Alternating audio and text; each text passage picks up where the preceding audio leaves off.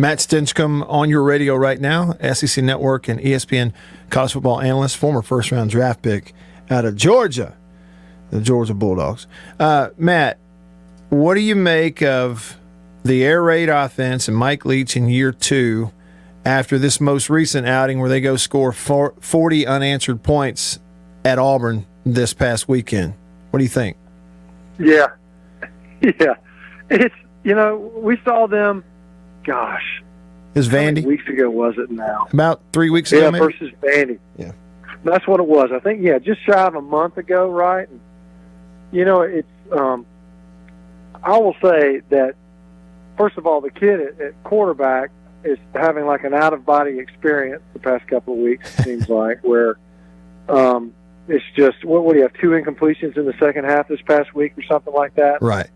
And one of them was like a screen pass, I want to say. It's just, he's playing lights out. He might have his eyes closed half the time. He's just feeling it, right? Mm-hmm. I do think that their ability to protect better this year relative to what we saw a season ago was pivotal. And it defrays some of that defensive strategy that says that, I don't think I'm forfeiting that much if I'm only bringing 3 or 4. Now this year it demands the ball comes out quickly. He's an excellent decision maker. It's coming out accurately. He's opportunistic enough with his legs, all those things.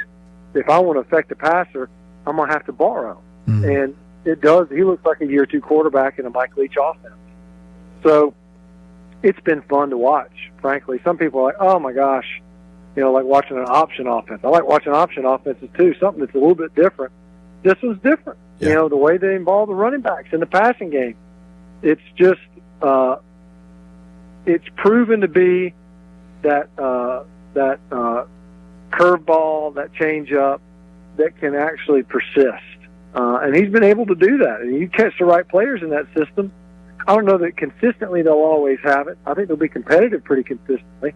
But every once in a while, you're going to catch a nice run where you start contending for division titles. And were it not for some weird performances, and there's no other way for me to describe it, I guess, inconsistent, I guess, from a really young roster, which that's what you really point to, right? I mean, if you look at 2022, people better be looking long and hard at Mississippi State next year, just given the number of guys that they're going to have. It's a fun program to watch right now, and I think he's done a darn good job in short order kind of invigorating that program. Mm-hmm. And then in a couple of weeks, again, we can look ahead. We can do that. We're not in the locker room. Ole Miss is going to play Vandy this week. State's going to play Tennessee State. And then in a couple of weeks, Thanksgiving night, it's the Egg Bowl, Ole Miss and Mississippi State. What jumps out at you when you look at that matchup, Matt? Man, well, 2 weeks from now, let me act as if I've given it a ton of thought. You'll have. I will say, Ole Miss has been better along the lines of scrimmage this year. I don't feel like they're great. The Williams kid was a productive player for them.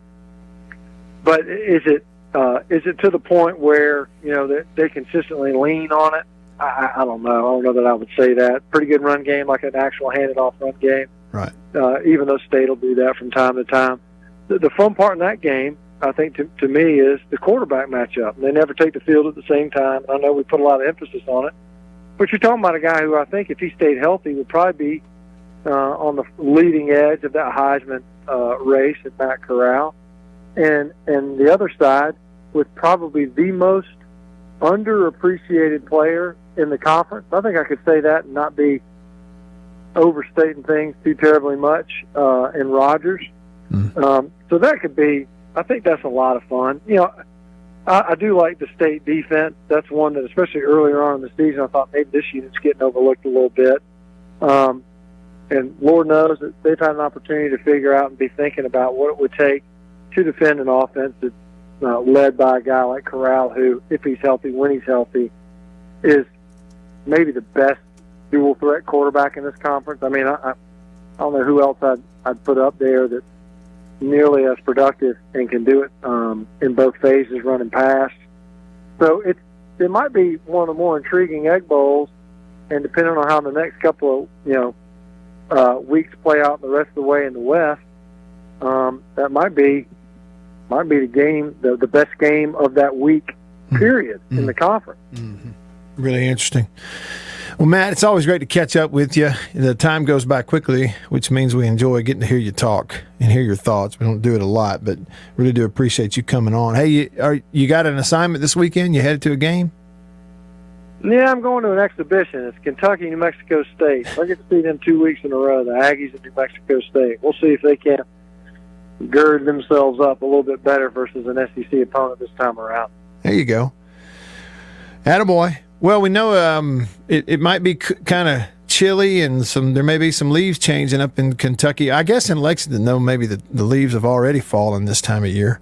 They're starting. Oh, we're going to find out. I don't know. I'll be interested to see. I'll tell you firsthand in a couple of days.